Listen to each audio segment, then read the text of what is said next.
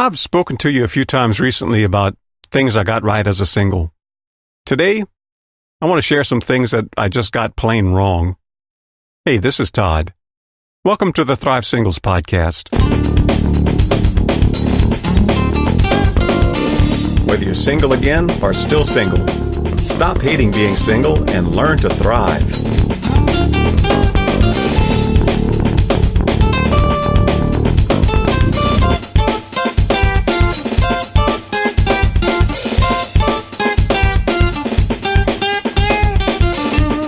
And welcome back to another week of the Thrive Singles Podcast. I hope you've had a great week since we were last together, and I hope you've been thriving and doing the things that lead to thriving. From time to time, I mention stupid things I did as a single. Last week and the week before, I spoke about things I got right. Before that, I did an episode once about the smartest things I did as a single. But this week, lest you think too highly of me, I'm talking about 3 things I got wrong as a single. I want to start with opposite-sex friendships. While I was single, I never meant to hurt anybody. I genuinely thought a man and woman could just be good friends. If there was no kissing or hand-holding and a clear understanding that it wasn't a dating relationship, I naively thought it could be done without anyone getting hurt or getting attached. But I was wrong. And that knife cut both ways. In one case, it was me that got hurt. I spent significant time with this really cool woman. And she was upfront with me that she wasn't at the point of her life where she was ready for a relationship. So we just palled around. But as we hung around from time to time as just friends, I got really attached. I found her attractive on multiple levels. In fact, she's a lot like the woman I ended up marrying. We hit it off immediately. The conversation flowed effortlessly. We always enjoyed each other's company. The problem was simple. I was ready for a relationship. She wasn't. And like I said, she was upfront about that from the start. She never led me on or anything. My hurt, my disappointment, that was strictly my fault, something I got wrong.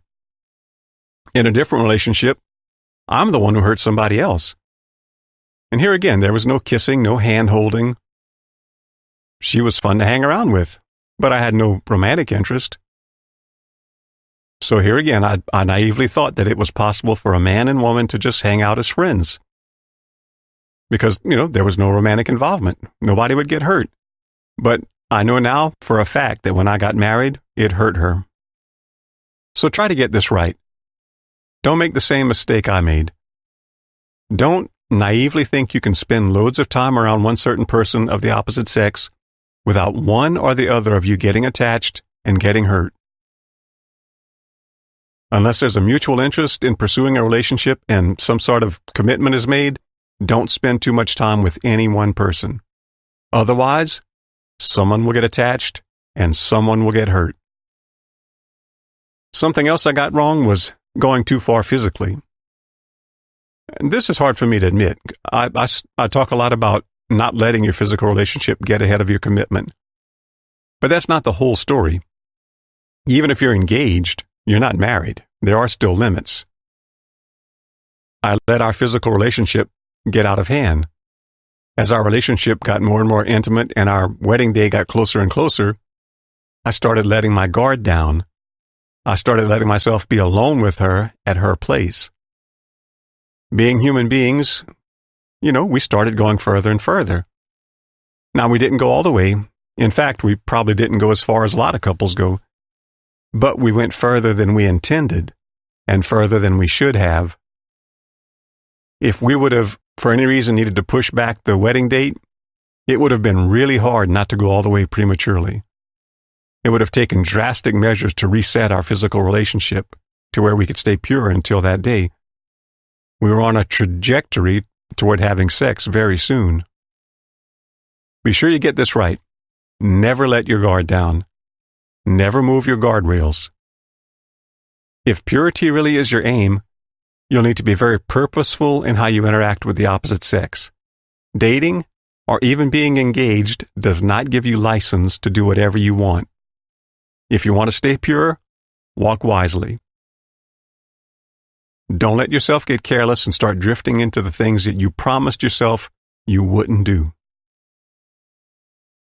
Okay, I've mentioned this one before, but it's still difficult for me to talk about it. It's embarrassing, and it doesn't represent the kind of person I want to be. But truth is truth. I went through 2 periods where I used porn. Like I said when I mentioned this before in a previous episode, I could easily justify this. I have what my ex called a problem, and what my wife calls a very healthy sex drive. Plus, I've been married and used to having sex regularly. So there was this huge void, this major thing that was now missing in my life. But that being said, there's really no excuse for doing what I knew wasn't right. It's something I just plain old got wrong. And there are problems with using porn. Now, there's a lot of debate in psychiatric circles about what things are and are not considered addictions. But I can tell you this. Porn, like a lot of other vices, leads you down a certain path. It puts you on a predictable trajectory. See, it affects your brain the same way narcotics do. Just like cocaine, social media, or chocolate, at first everything seems awesome. But then you need more and more of it to get the same euphoric feeling. Plus, you gravitate toward harder and more radical forms of it. And it never completely satisfies. In a short time, it just leaves you craving more. Pornography also desensitizes you to actual sexual pleasure, causes you to objectify the opposite sex, trains you to separate the physical sexual act from emotional intimacy, and it gives you unrealistic expectations. So be sure you get this right.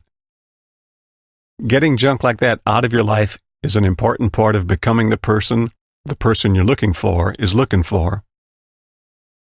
The wonderful woman I married would never have married me if I had not been able to look her in the eye and assure her that I had kicked that sneakily seductive habit. And this is by no means an exhaustive list of things I got wrong. There were other things. I'll save those for another day, but know this, there are more. None of us are perfect. We're all in the same boat. I just hope this gives you some balance to all the posts I wrote this year about what I got right. Never put me or anybody else up on a pedestal because we all have our weaknesses, and none of us get it right all the time. And I hope this gives you some hope. Even if you have things to work on in your life, you can work through them and in the process become more attractive to someone you'd want to marry. A lot of weeks I finish up with a few "what about you" questions, but this week I really don't want to know. Some things shouldn't be shared in a public forum, but it does help if you have a few close, trustworthy people in your life that you can talk to about those kind of things. So, till next week. Be careful about friendships with the opposite sex. They have a tendency to end up with somebody getting hurt. Keep your guardrails firmly in place. Don't ever get complacent about staying pure, not if you're serious about it. Stay away from porn. In the long run, it'll do more harm than good, and eventually, it'll drain the life out of you. Until next time, thrive on.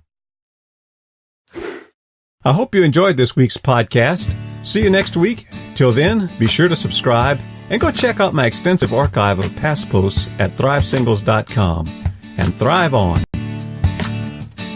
Whoa, thrive. Yeah, come alive. There's more to life.